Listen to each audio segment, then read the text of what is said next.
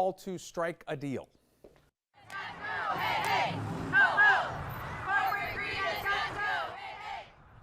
American Airlines flight attendants hit the picket line outside of Charlotte Douglas International this afternoon. Flight attendants holding up signs saying no retro pay, no way, and ready to strike. We've told you how flight attendants with American Airlines have been pushing for an updated contract, saying their current one expired back in 2019. So tonight we have three things to know about this. Thing one, what's being negotiated here? Well, American Airlines and the union that represents most American Airlines flight attendants are currently negotiating an agreement that details expectations around pay, benefits, and work practices. Negotiations were stalled because of the pandemic. Thing two, the sticking points here. Well, the biggest one is pay.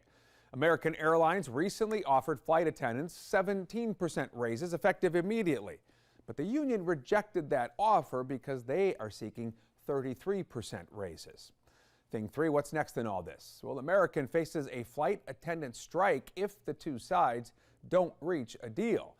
Strikes extremely rare among airline employees. The last one took place in 2010. That was among Spirit Airlines pilots. American Airlines released a statement regarding today's protest saying, reaching an agreement for our nearly 27,000 flight attendants remains our priority.